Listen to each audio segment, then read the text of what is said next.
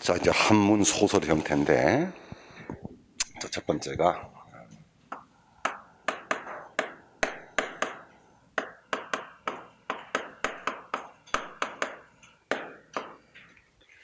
자, 만복사 저폭입니다. 금오신화에 실린 5편 중에 하나로 불우한 서생인 양생이, 그죠? 그 주인공하고요. 그 다음에 그 배경들이 다 달라요. 이 세 작품이, 다섯 작품이. 부처와 저포내기에서 이겨 죽은 처녀의 환신과 만나 사랑을 나누다가 이별을 하는 비현실적이고 천기적인 소설이다. 자, 우선 한문 소설이고요. 전기 소설. 그러니까 전기 했을 때 그게 기하다는 뜻이야. 비현실적이라는 얘기고요. 다음에 명혼 소설. 그러니까 귀신과 혼인한다 그런 얘기야. 자, 그 다음에 배경은 내 고향인 전라도 남원이고요. 몰랐어? 자, 그 다음에 불교의 연사상과 윤회 밑줄. 다음 거기에도 역시 한 시가 이제 시가 삽입이 되는데요. 시를 삽입하여 인물의 심리를 효과적으로 전달한다. 자, 그 다음에 생사를 초월한 남녀 간의 애절한 사랑을 다룬 작품입니다. 자, 뭐 이건 이제 지문을 통해서 만약에 이제 오른쪽처럼 김시습의 만복사 저포기에서 하고 제목이 안 나오면은 기본적인 내용은 여러분이 줄거리 좀 알고 있어야지, 그지? 자, 남은 양생이라는 사람이 있었다. 아, 이건 만복사 저폭이구나. 이렇게 나와줘야지, 이거는. 자, 바로 문제로 갈게요. 그리고 이런 것들은 어쩔 수가 없어요. 그래서 이제 우리 앞에서 이제 비문학에서도 이제 독해에 대한 요령을 할 텐데, 일단 소설이든 시든 비문학이든 우리가 지문형 문제가 나왔을 때 습관이 뭐예요? 무조건 글을 읽으려고 들잖아.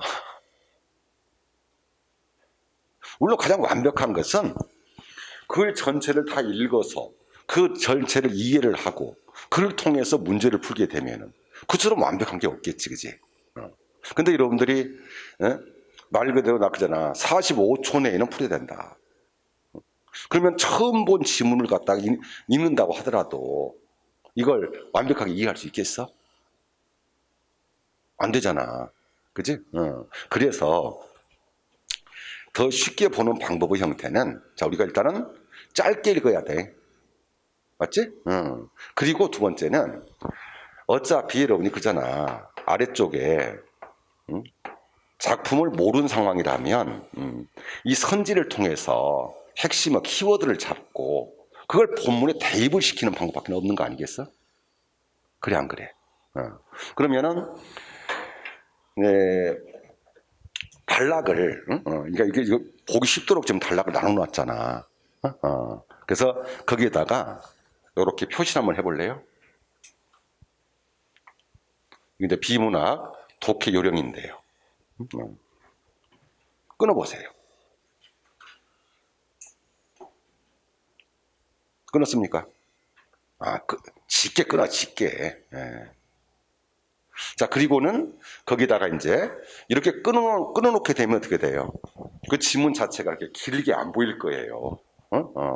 그나마도 이건 짧잖아요, 글이 지금. 그래서 이제 비문학은 단락으로 나올 테니까, 나중에 이 연습을 하게 되면은 모든 문학을 다, 지문이 나오면 이게 풀게 될 겁니다. 자, 보겠습니다. 자, 윗글의 내용과 직접적인 연관성이 없는 것은 그랬습니다.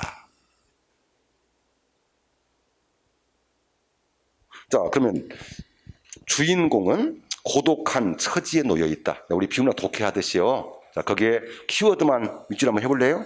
자, 먼저 고독한 처지의 밑줄.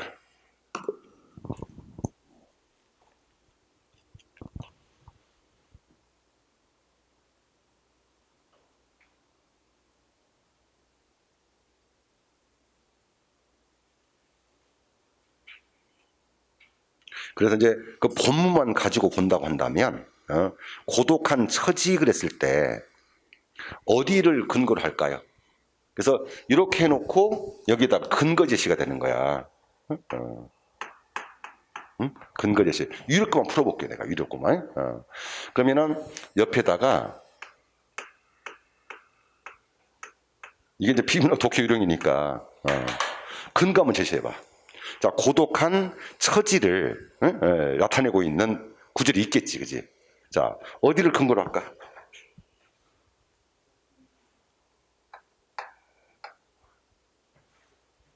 제시할 수 있겠어요? 아니, 그 내용 중에 1, 2, 3, 4 중에서 아니, 물론 일의 모습에서도 있어요. 없는 거 아닙니다. 어린 나이에 부모를 여의고 동쪽에서 혼자 살았다. 이것도 고독한 처지다 할 수 있겠고. 자, 또 하나는 3단락을 볼까? 외로운 빛짓에 짝없이 날고 짝 잃은 원앙새 맑은 강에 몸을 싣는데 내 인연 어디 있을까? 그러니까 지금 이 부분이 이제 고독한 이런 모습으로 볼 수도 있겠고. 그래서 직접 나오는 부분이 이제 1단락에 지금 나올 수 있겠네요. 자, 다음에 두 번째.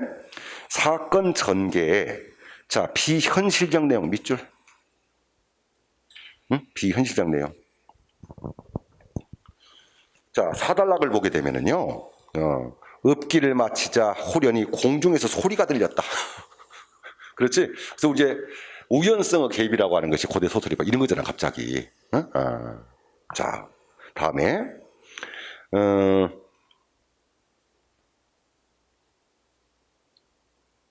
인물의 내면이 시를 통해서 표출되고 있다.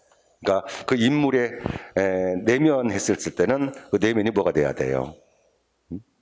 그러니까 고독함이겠지, 뭐, 고독함. 그래서 아까 내가 제시했던 부분 자체가 쓸쓸한 한 나무, 한 그루 나무에 백꽃을 짝해 달밤은 이 밤 그냥 보내니 가련도 하지. 그래서 지금 그 인용된 시 있잖아요. 또 아까처럼 외로운 빛에 짝없이 날고 이런 부분들이 전부 다 작가의 인물의 내면 이를 시를 통해서. 자, 그런데 고난과 고난 극복의 서사가 어디가 있어요, 지금 이게. 그죠? 그래서 항상 인용된 부분은 인용된 부분만 가지고 풀어야 돼요. 이 작품 전체를 푸는 게 아니고. 자, 답은 4번이 되겠고요. 다음 2번 형태는 자, 윗글에서 두드러지게 사용된 표현 방식입니다. 자, 대상에 빗대어 인물의 처지를 먼 것이구나. 대상에 빗대어 인물의 처지를 드러내고 있다. 자, 대상 밑줄 하시고요. 대상에 빗대어 자, 인물의 처지.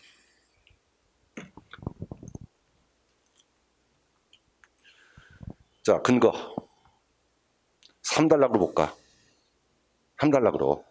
그러니까 외로운 빛에 짝없이 날고 짝이는 오랑새 맑은 강물에 몸을 싣는데 내 인연은 어디 있을까? 그지? 그래서 그 외로운 빛이 짝없이 날고 짝이는 원앙새 바로 이 대상에 빗대서 자신의 인물의 처지를 드러내고 있다. 맞습니까? 네. 다음 2번. 계절의 배경과 인물의 정서가 밀접하게 연관되어 있다. 자, 계절의 배경 밑줄, 인물의 정서 밑줄.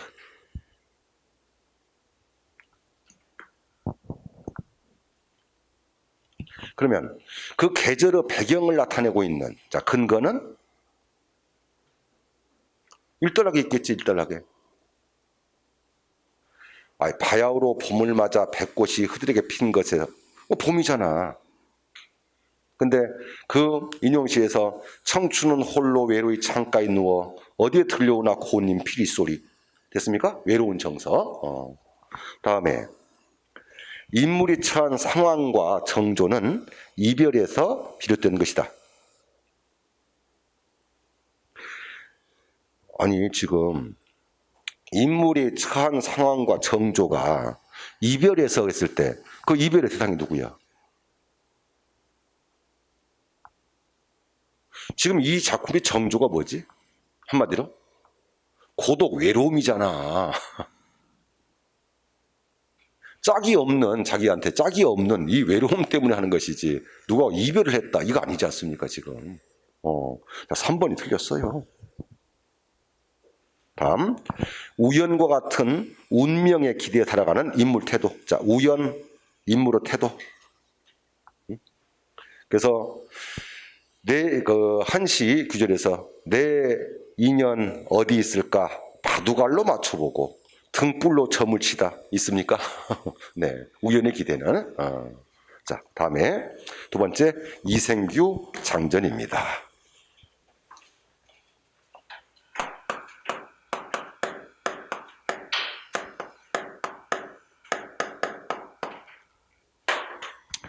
자, 이생규 장전도 이제 이 작품은 전반부에서는 사랑을 하다가 그 최씨죠. 최씨가 죽어요. 그리고 후반부에는 어떻게 돼요? 네, 산 남자와 다시 최씨가 귀신 오거든요. 이제.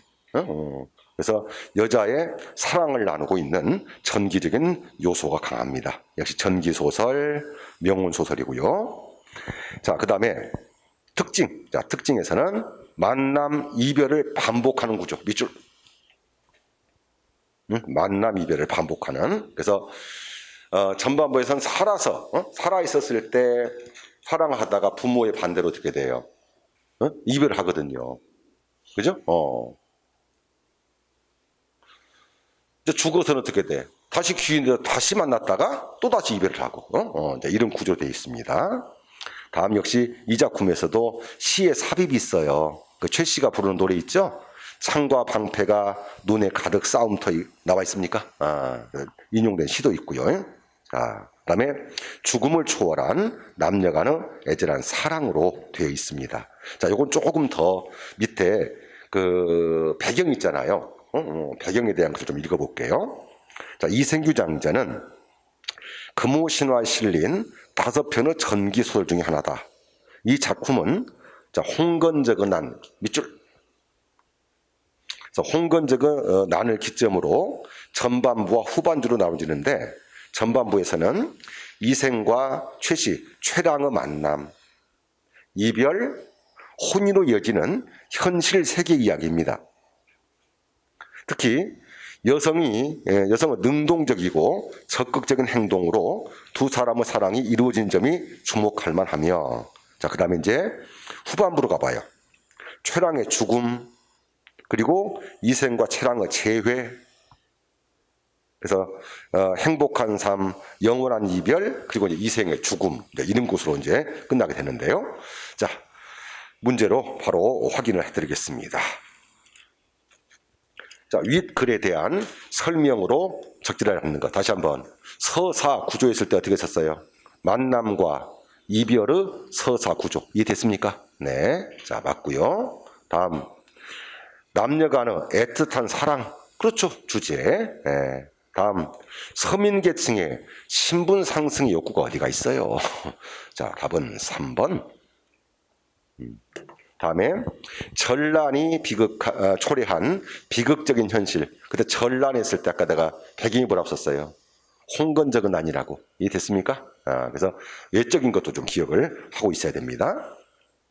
다음 2번은 뭐 보너스 문제 다시 한번. 윗글 작품과 출처가 다른 하나.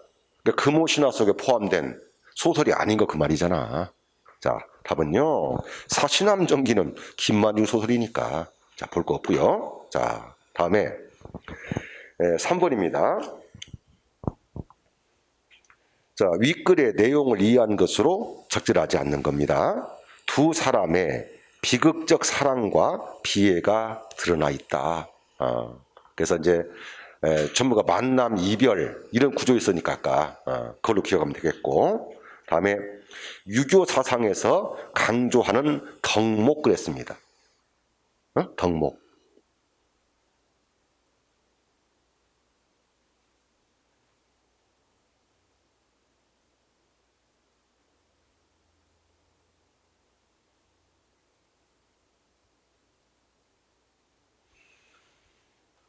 유교 사상에서 강조하는 덕목.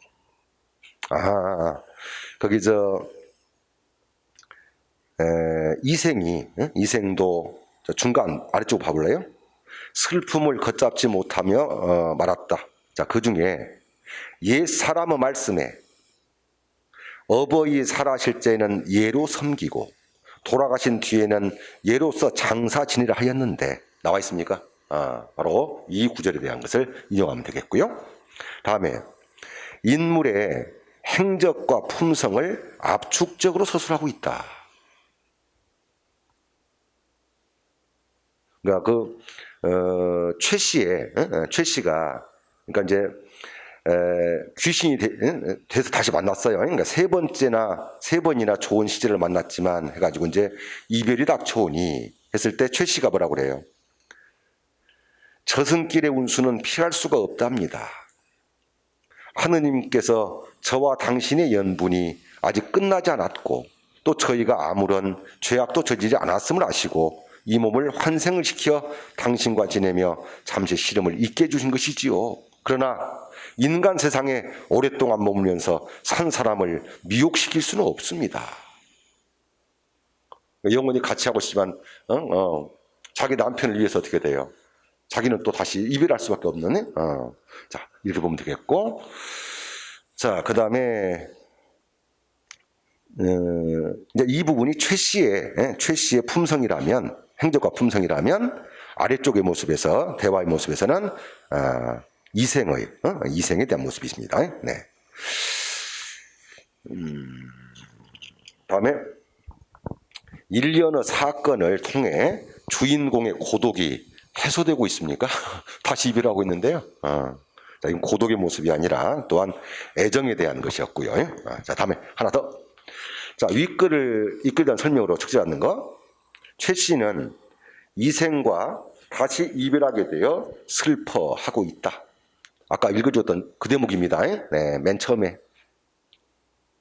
그리고 그러니까 세 번이나 즐거움이 다하기 전에 갑자기 슬픈 이별이 닥쳐오니 말이에요 하고 오열하기 시작했다.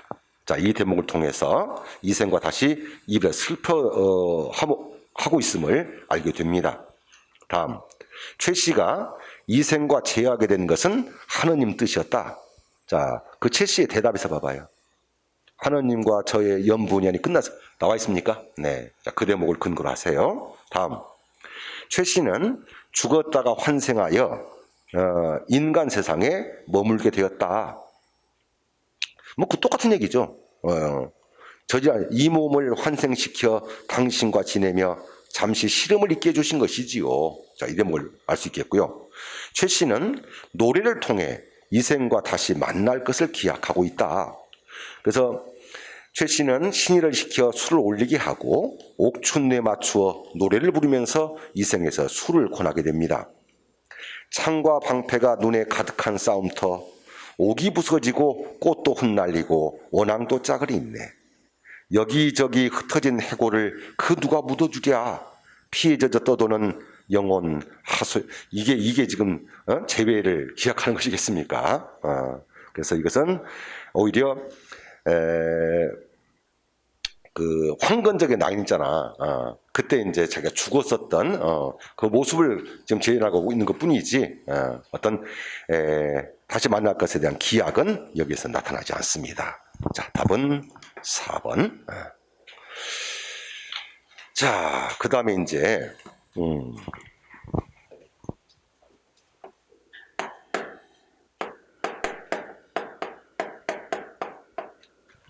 자, 이제 허생전인데요. 비판적인 지식인 허생을 주인공에 세워 당대 집권 증인 사대부의 뭉응과 허위의식을 비판하고 올바른 현실 인식과 사회 계획을 추구하고 있는 한문 소설이 됩니다. 근데 이 작품에서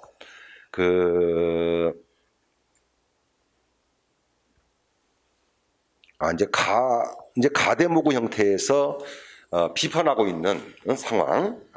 그 다음에 이제 뒤쪽에 4번 이후에 끝부분에서 비판하는 이 내용이 좀 달라요. 그래서 이제 이 허생전에 대한 기본 줄거리는 알죠. 이제 묵적골에 허생이라는 선비가 살았다 해가지고 맨 앞쪽에서는 허생과 허생 아내의 대화가 나와요. 근데 그때 작가의 목소리가 누군가는 잘 보셔야 됩니다. 그래서 그 앞부분이 나온다면은 그때 작가의 목소리는 허생의 목소리가 아니라 바로 아내의 목소리가 돼야 돼요. 그래서 그 아내의 목소리를 통해서 어떻게 돼요? 응? 이것도 못한다, 저것도 못한다, 그지?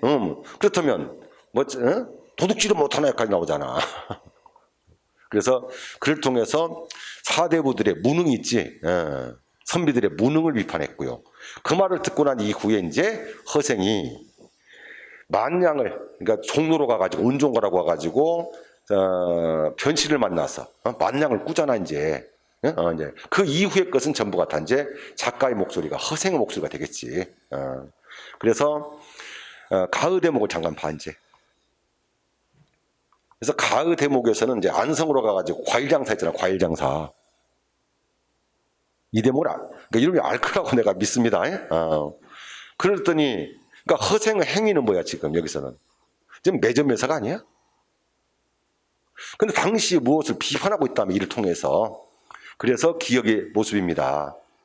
만냥으로 온갖 과일의 값을 좌우했으니 우리나라의 형편을 알만하구나 하고 개탄을 합니다. 자, 이건 뭐야 지금 조선의 조선 후기의 경제 구조의 취약점을 비판하고 있는 거야. 이해됐니? 그래서 나라를 부국하려고 한다면은 돈을 벌여야 돼. 하지만은 절대 이렇게 경제 구조가 취약하니 뭐 하지 말라고? 이런 매점에서 가지 말라고. 그래서 그 사람의 허생은 해외 무역을 주장했던 거 아니겠습니까? 이제 이해돼요? 자, 그 대목에 대한 모습을 지켜하고요. 그는 다시 칼, 호미, 포목다를 가지고 제주도에 건너가 말총을 죄다 사들면서 몇 해 지나면 나라 안의 사람들이 머리를 싸매지 못할 것이다. 만건값이 떠올리고, 그래서 이제 이 대목들은 전부 다 경제 구조의 취약점을 비판한 부분이었고요. 그 다음에 나의 지문 부분에서는 이제 어떻게 돼요? 나라에서 그만큼 먹고 살기 힘드니까 군도들이 들끓 거 아니겠습니까? 그래서 이제 그 군도들을 해결하는 이런 대목이 있고요. 그 다음에 이제 끝에 사의 모습에서는 시무삼책이라고 그래가지고 이완이라는 어용대장을 등장을 시킵니다. 맞죠? 그를 통해서 나라의 원수를 갖고 하면서 이제 북벌론을 제시를 합니다만은 수종 때 그러나 그 허위적 북벌론에 대한 비판이 있죠. 이렇게 세 가지로 이루어지고 있는 것이 이 허생전에 대한 기본 구조가 됩니다.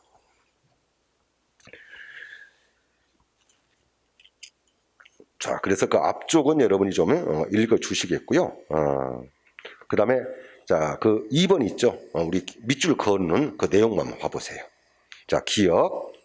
그러니까 만냥으로 온갖 과일의 값을 좌우했으니 우리나라 형편을 알만도 하구나. 자, 이 대목의 문맥적 의미가 뭐였다고 그랬어요? 조선 후기 경제 구조의 취약점을 비판했다고. 이해됩니까? 자, 그래서 유통 구조가 취약한 나라의 현실에 대해서 탄식하고 있다. 자, 두 번째. 몇 해가 지나면 나라 내 사람들의 머리를 싸매지 못할 것이다. 라고 하는 이 대목은 거칠애를 중시하는 양반의 모습을 은연중에 비판하고 있고요. 머리 싸매고 있으면 뭐 할 건데? 그지? 자, 허례의식입니다. 다음. 3번. 논밭은 있어. 군도들이 어이없어 웃었다. 그러니까 밑줄이 있을 때는 그 앞뒤만 파면 돼요. 땅이 있고 처자식인 놈이 무엇 때문에 괴롭게 도적이 된단 말이오. 허생이 힘 있는 관리가 아닌 것을 알고 에이 그러니까 어이없이 웃었다고 그랬잖아. 그러니까 자기의 처지를 이름지 모르고 지금 얘기하는 거 아니냐 이런 것이지. 그래서 관리를 얕잡은 이건 아니겠지. 자, 3번. 자, 그리고 이제 릴에서는 허생이 도둑을 몽땅 쓸어가 나라 안에서 시끄러운 일이 없었다. 군도 문제를 해결한 허생의 영적 업무가 부각되고 있다. 이 정도면 되겠어요? 자, 뒤쪽을 더 보세요. 자, 4번입니다. 자, 이 글에 대한 반응으로 적절히 않는 거. 그래서 이제 이완이라고 하는 어용대장이 변씨에게, 상인 변씨에게 그래요. 나라 그 치욕을 잡고 원수를 갚을. 근데 그 말을 해줄 수 있는 위인이, 이인이 있느냐 해가지고 이제 허생을 소개를 시키죠. 그죠? 그러니까 허생이 걔한테 이제 이거 해라. 그래서 3가지를 제시하거든요. 그랬더니 이것도 어렵다, 저것도 어렵다 하면 도대체 무슨 일 하겠느냐? 가장 쉬운 일인데 내가 능히 할 수 있겠느냐 하고 이제 방책을 얘기를 합니다. 자, 그러자 뒤에 이제 이 대장은 힘없이 말했다. 사대부들이 모두 조심스럽게 예법을 지키는데 누가 변발을 하고 호복을 입으려 하겠습니까? 그러니까 기껏 나라의 치욕을 갖고 원수를 갚는다고 지금 했던 놈들이 이런 허례의식 필요 없으니까 할 수 있겠느냐라고 했더니 못한대요. 자, 그렇다면은 자, 이어반장 밑줄, 구밀복검 밑줄, 천리어 일실 밑줄, 이합집산 밑줄. 자, 지금 여기에서 적절하지 않는 거. 그러니까 허생의 계책대로 된다면 국치를 싣는 것은 그야말로 쉬운 일이 아니겠느냐. 그지? 그런데 그것도 못하겠다고 그러잖아. 다음, 허생은 조선이 목적을 이루기 위해서는 청나라에 구밀복검해야 한다고 생각하고 있다. 그래서 겉으로는 변발하고 같이 하지만은 그 속에 어떻게 돼? 힘을 키우는 거 아니겠습니까 지금? 자, 구밀복검도 맞겠고요. 허생은 현재 주변 국가의 정세를 잘 고려하여 천려일지 않기를 당부하고 있다. 지금 그때라는 거지, 그지? 자, 그런데 허생의 계책을 실행함에 있어 지배층과 백성이 이합집산하고 있어? 이것에 이합집산 예고는 없습니다. 없어요. 자, 다음에 4번째 이제 이건 더 철저히 좀 하셔야 됩니다. 자, 호질입니다. 도학자인 이제 북곽 선생이 나오겠고요. 수절 과부인 동의자가 나와요. 자, 이네들의 위선적인 행동을 통해 당시 지배계층인 양반들의 도덕적인 관념을 풍자한 한문 소설로서 호질이니까 범의 질책이란 제목처럼 의인화된 범을 내세워 작가의 비판 의식을 드러내고 있습니다. 자, 특징, 우의적 수법, 인물의 행위를 희화화. 자, 그리고 주제는 양반의 위선적인 삶과 인간 사회의 부도덕성을 비판하고 있는 작품입니다. 자, 이와 감상을 좀 읽고 그 다음에 자, 지문 보면서 문제를 보겠습니다. 호질은 자, 북곽 선생, 그러니까 유학자의 위선을 지금 대표한 인물이죠. 다음에 동리자, 이것은 수절 과부라고 하는 이걸 또 비판하고 있는 대목이고요. 이중적인 행동을 의인화한 인물인 범을 통해 직접 비판하고 당시 양반 계층에 부패한 도덕적인 관념과 허위의식, 짐승만도 못한 인간의 부도덕성을 풍자한 작품이다. 작가는 명망 높은 유학자로 존경받는 북곽 선생과 연료로 추앙받는 동리자의 자, 표리부동 밑줄. 자, 표리부동하고 위선적인 행동을 통해 사대부 계층의 부패한 도덕성을 신랄하게 비판하고 있다. 또한 범 앞에서 보이는 북곽 선생의 비굴한 행동과 범이 사라지고 난 뒤에 농부 앞에서 보이는 위선적인 모습을 통해 끝까지 위선과 허세를 부리지 못하는 이중성도 풍결하고 있다. 한편 이 작품에서 범이라는 의인화한 대상을 내세워 북곽 선생을 꾸짖고 있다. 여기서 범은 성리학적 이념을 중시하는 사대부의 관념성과 부도덕성을 비판해온 연암의식을 대변하는 사물로 볼 수가 있겠습니다. 자, 문제 보겠습니다.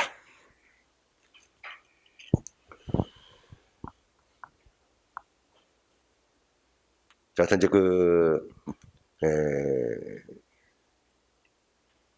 동리자하고 이제 북곽 선생이 이제 밀이라는 장면이 나오고, 그다음에 이제 아들들이 공격하니까 북곽 선생이 도망가다가 똥구덩이 빠져버리지, 그지? 그리고 이제 그 똥구덩이 앞에서 이제 범한테 얘기를 하고, 범이 이제 꾸짖는 장면까지 나와 있습니다. 자, 감상으로 적절히 않는 겁니다. 자연의 묘사 밑줄. 자, 이 글에 자연의 묘사가 어디가 있어요? 그렇죠? 네, 자연의 묘사는 없습니다. 네. 다음. 시를 통해 인물의 속성을 넌지시 드러내고 있다. 그래서 거기 북곽 선생이 시경을 뻗다. 원앙새는 평풍에 그려 있고 반짝반짝 반딧불 날아다니는데 크고 작은 이 가마솥은 어느 것을 모형 삼아 만들었나. 그래서 남녀 간의 사랑을 상징하는 원앙새가 나오는 이제 그는 자신의 욕망이야. 통정하고 싶은 그 말을 이제 이렇게 빗대고. 그리고 또 하나는 이 대목은요. 최소한 북곽 선생이 시경을 뻗으면은 이게 시경이야, 이게? 미녀지, 그냥? 그냥 그래. 그러니까 이런 식의 얄팍한 시는 아니라는 거지, 그지? 그래서 이 대목의 형태에서는 통정하고 싶은 바로 이 두 사람의 심리를 교묘하게 시를 통해서 시시하고 있는 거예요. 자, 다음에 동물을 의인화하여. 자, 의인화 대상이 뭐였었어요? 범. 범. 자, 유학자의 이중성을 들추고 있다. 이해됩니까? 네. 자, 다음에 동음 이의를 활용한 언어 유희로 대상을 비판하고 있다. 자, 찾아보세요. 이게 잘 나와요, 표현기법에. 자, 동음 이의를 통한 바로 라 부분에 밑줄 봐봐요. 가까이 오지 마라. 예전에 듣기를 유는 유라더니 과연 그렇구나. 유생의 유와 그 유자가 뭐예요? 아첨 유자예요. 유생은 유라 했을 때 이해됩니까? 그 말? 아, 유는 유라 그랬잖아. 라의 밑줄. 그러면 같은 음을 가지고 하는 언어 유희로서 유생을 비판하고 있는 거잖아. 유생들은 아첨이다 그 말 아니겠어 지금. 그래서 이 작품에 동음이어 언어 유희하면 이거밖에 안 나와. 딱 그 대목만 외우면 된단 말이야 그냥. 자, 2번입니다. 가라의 상황을 한자로 표현할 때 적절히 않는 거. 그러니까 지금 가의 모습은 동리자는 수절 과부, 정기를 소문한 사람이고 북곽 선생은 유학자로 대선비로 소문난 사람인데 실제 하는 꼬라지를 보니까 뭐예요? 둘이 통정하고 있고 이거 아니겠어 지금? 자, 서로 겉과 속이 다르다. 자, 1번에 읽어봐요. 가는 표리 부동이다. 됐습니까? 네, 표리 부동. 다음에 나의 대목입니다. 이에 5 아들이 함께 에워싸고 공격하니 북곽 선생은 몹시 놀라 뺑소를 치면서 남들이 자기를 알아볼까 두려워했다. 그래서 막 도망칩니다 지금, 그지? 이상한 흉내 내면서 말이죠. 자, 여기서는 명제 경각이다. 그러니까 목숨이 곧 끊어질 지경이다. 좋습니다. 자, 다음에 다는 북곽 선생이 농토에 빠져버렸으니까 이제 기어 올라와서 3번 절하고 무릎 꿇고 범의 덕이야말로 하고 아부하고 있는 대목이잖아요 지금 다는. 자, 아부한다. 그걸 뭐라고 해 한자로? 교원영색이다. 아부 나왔을 때, 자, 교원영색. 그래서 아참하는 말과 알랑한 태도를 말하는 겁니다. 자, 그런데 사를 보게 되면은 라의 모습은 뭐야 지금? 지금 범이 지금 언어 유희를 통해서 풍절하고 있잖아 지금 유생을. 근데 그게 질풍모구라?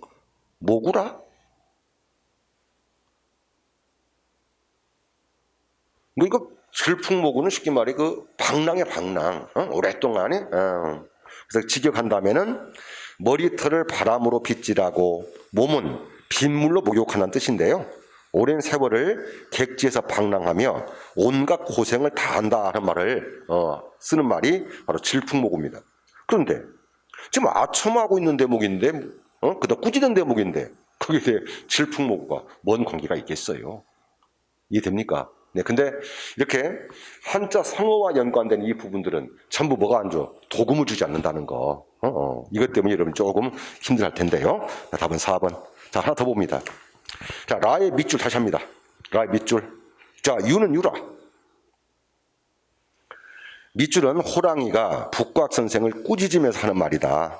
이에 대한 설명으로 적절하지 않는 겁니다. 않는 거. 자, 동음 이의를 통한 일종의 말장난이다. 이 말이 바로 2번이잖아. 1번과 2번이 같은 말이라고 그게. 이거 언어 유희, 펀. 다음에 견강부회하는 견강부회가 뭐예요? 견강부회. 그러니까 지금 견강부회라는 한자 뜻을 알아야 이걸 풀 거 아니야. 그러니까 이치에 맞지도 않는 것을 억지로 끌어다 맞춘다는 뜻이거든 지금.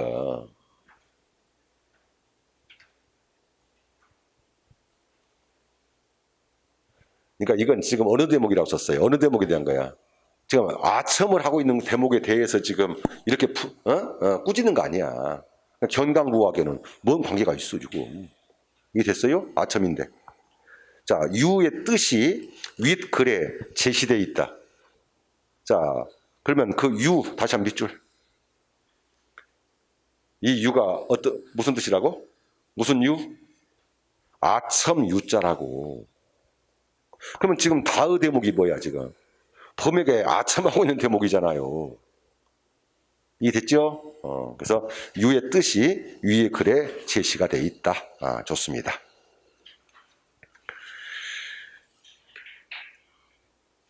자, 그 다음에 하나 더.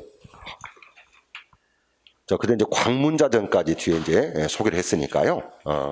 자, 오랜 시간에 한문 소설에서 하나 더 보겠습니다.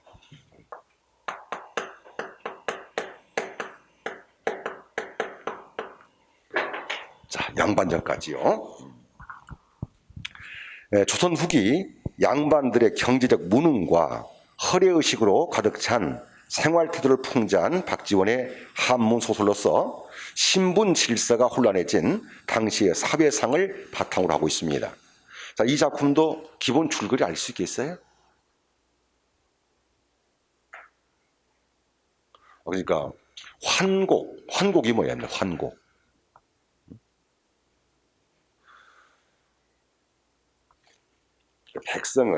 백성들이 먹고 살기 힘들 때 백성을 규율하려고 내린 나라에서 빌려주는 곡식이야.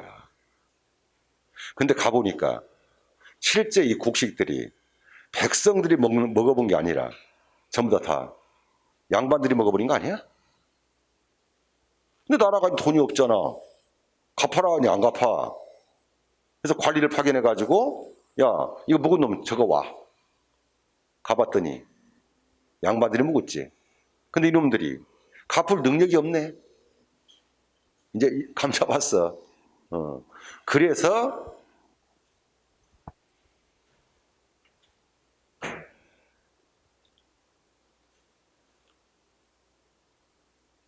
조선 후기 때 농업과 상행위를 통해서 신분은 낮으나 경제적 부를 축적했던 인물들이 나오잖아. 요호부민들 말이야. 그럼 그네들이 한이 뭐겠어? 신분이잖아. 그래서 환곡을 대신 갚아주고 양반증을 그 군수가 중간에 서서 준다고 안 합니까? 이 소설 줄거리 좀 다시 한번 파악해놔야 돼. 그래서 군수가 양반증 해가지고 그렇다면 네가 오늘도 양반이다 하면서 양반이 지켜야 할 덕목을 쭉 써줍니다. 그거 보고 양반증 살라는 사람이 뭐 있었어요? 이거 순 도둑놈들 아니냐 이거. 이거 못 지킨다 이거. 근데 어쩌면 군수의 입장에서도 양반의 편에 서서 한 거야 군수도. 그런 물론 이제 저는 후기 때의 신분 질서의 혼란한 상황을 제시하긴 합니다만은 그래도 이것이 양반의 무능이라든지 위선적인 태도에 대한 비판이겠죠. 자 보겠습니다. 자 특징. 자 몰락하는 양반들의 위선적인 모습을 풍자했다. 조선 후기 사회상을 사실적으로 보여주고 있다. 신분 매매니까요. 주제는 양반들의 무능과 위선적인 태도, 허위 의식을 풍자하고 맹목적인 또한 반대로 신분 상승에 대한 욕구도 함께 비판했던 그런 작품이 양반전이었습니다.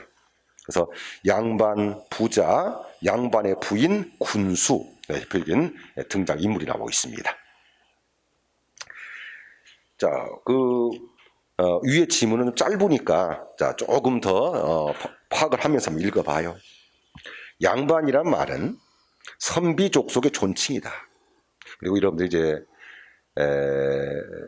이 글을 읽을 때 어차피 다 읽는다면요, 이 한 문장마다 옆에다 사선을 끊어봐요. 한번 끊으면서 한번 읽어봐요.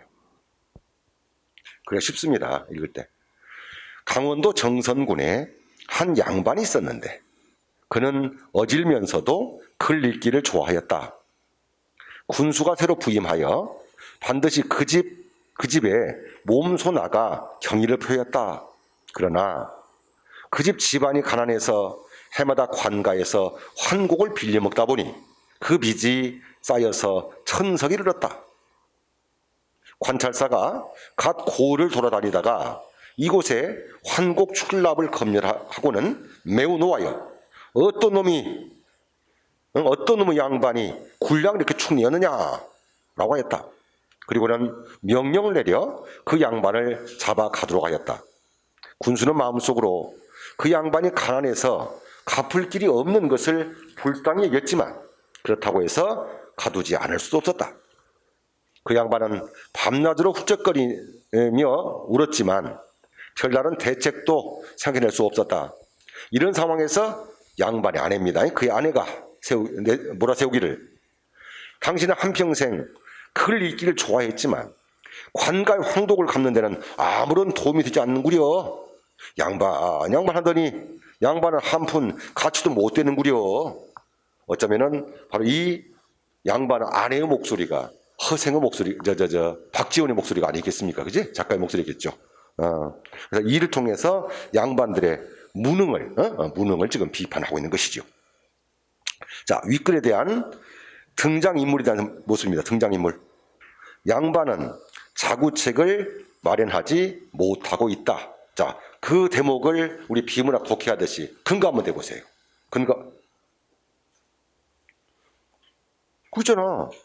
양반은 밤낮으로 훌쩍거리며 울었지만 별다른 대책도 생각해 낼 수가 없었다. 있네요. 그래서 이 연습을 항상 짧게 해서 키워드를 가지고 대입을 시키세요. 계속. 다음. 군수는 양반에게 측은지심을 느끼고 있다. 자, 그 대목 찾아봐. 측은지심. 군수는 중간에 있네. 마음속으로 그 양반이 가난해서 갚을 길이 없는 것을 불쌍히 여겼지만 있잖아. 거기. 측은지심. 다음. 관찰사는 공평무사하게 일을 처리하고 있다. 자, 그럼 공평무사 관찰사는 뭐겠어요? 아무리 양반이지만은 어떤 놈의 양반이 그거 처먹었냐고. 양반도 가둬버리잖아 지금. 됐습니까? 자를 통해서 관찰사의 공평무사. 그런데 아내는 남편에게 외경하는 마음. 여기서 여러분들이 외경이란 말을 모르면은 외경이라는 말을 모르면은 이걸 풀 수가 없잖아. 외경이 뭐야? 공경하면서도 두려워한다는 뜻이야. 그걸 외경감이라고, 외경심이라고 그래. 근데 그런 상황에서 아내가 그 아내가 몰아세우기를 그랬는데 이게 외경감이야? 이런 풍질 비판하고 있는 건데 답은 그렇다면 4번. 다음 기억에 드러난 부인의 심리입니다. 부인의 심리. 환곡을 갖는 데는 아무런 도움이 되지 못한다고 있어요. 벼슬길에 이건 아예 권유가 아니고 현실 인식과 생활 능력이 없는 것을 비판한 것은 이해하겠습니다. 근데 현실 인식이 없다는 것은 좀 그렇죠. 환곡을 갚지 못해 화가 미치지 않을 걱정하고 있다.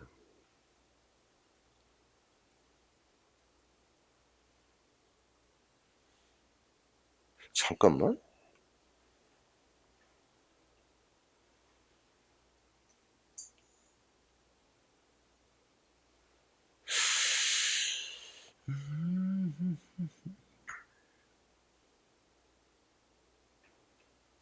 (2번은) 좀 답이 왜냐면 3번은 환곡을 갚지 못해 화가 미치지 않을까 걱정하고 있다. 단순한 걱정의 모습은 아니라고 봐야 됩니다. 이거. 그러니까 지금 여기선 양반의 무능을 비판하는 이런 대목을 봐야 되겠죠. 이해됩니까? 그래요. 답은 좀 고칩시다. 2번입니다. 2번. 그러니까 다시 한번 현실 인식과 생활 능력이 없는 양반. 그러니까 현실 인식은 무슨 얘기예요? 한평생 글을 좋아했지만은 이 글이 학문이 현실적 먹고 사는 데는 아무 필요가 없는 거예요, 이거.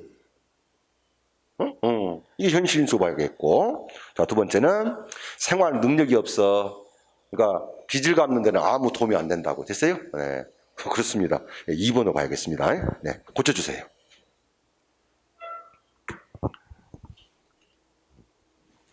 자, 그리고 이제 3번 형태에서는 이제 군수가 이제 양반성에 이제 어떤 내용을 썼는가 봐요. 자, 다음 글에 대한 양반의 모습을 비판한 내용으로 적절한 겁니다. 양반의 이름은 여러 가지로 글만 읽으면 선비라고 하고 정치에 종사하면 대부라고 하며 착한 덕이 있으면 군자라고 한다. 무관의 계급은 서쪽에 버려 있고 문관의 차례는 동쪽에 자리 잡았으며 이를 통틀어 양반이라고 한다. 그리고 이제 양반 중략 밑에는 양반이 지켜야 할 모습을 이제 군수가 쓴 거예요. 손에는 돈을 지니지 말아야 하며 쌀값을 묻지도 말아야 한다. 날씨가 더워도 보선을 벗지 말아야 하며 밥을 먹을 때도 맨 상수꼴로 앉지 말아야 한다. 식사하면서 국물을 마시지 말 것이며 말며 설령 마시더라도 훌쩍거리는 소리를 내지 말아야 한다. 젓가락을 내릴 때에는 밥상을 찧어 소리를 내지 말며 생파를 씹지 말아야 한다. 술을 마신 뒤에는 수염을 빨지 말며 담배를 태울 때에는 볼이 오목 파이도록 빨지 말아야 한다. 아무리 화가 나더라도 아내를 치지 말며 화가 나더라도 그릇을 차지 말아야 한다. 맨 주먹으로 아내를 때리지 말며 종들이 잘못하더라도 때려서 죽이지 말아야 한다. 뭐야, 죽이지만 않으면 되는 거야? 소와 말을 꾸짖으면서 팔아먹는 주인을 욕하지 말아야 한다. 병이 들어도 무당을 부르지 말고 제사하면서 중을 불러다가 제를 올리지 말아야 한다. 화롯가에 불을 쬐지 말며 말할 때 침이 튀지 말아야 한다. 소를 도살하지 말며 돈으로 노름을 하지 말아야 한다. 야, 숨 막혀서 못 살겠다. 자, 이를 통해 가장 비판한 내용. 한마디로 허례의식이죠. 한마디로 한다면 허례의식입니다. 무례한 태도 아닙니다. 형식적 예법 이거네요. 이거예요. 허례의식. 자, 답은 2번이었습니다. 자, 이렇게 해서 지금 뒤쪽에 여러분들 광문자전은 여러분들 좀 읽어주시고요. 이건요. 이렇게 해서 우리 한문 소설까지. 그러니까 이게 긴 지문들, 이 산문의 문학들을 보면은 여러분들이 이제 일일이 다 이걸 읽을 수가 없으니까. 하지만은 여러분들이 좀 공부를 하셔야 됩니다. 자, 그리고 이제 오후 시간에는 뒤에 남아 있는 것이 우리 국문 소설. 국문서도 몇 편만 좀 제드릴게요. 그 다음에 판소리하고 그다음 민속극까지 이렇게 해서 좀 더 우리 고전문학 특강을 종강을 하도록 할 것입니다. 자, 밥을 먹고 오후 시간 국문소설에서 다시 봅시다.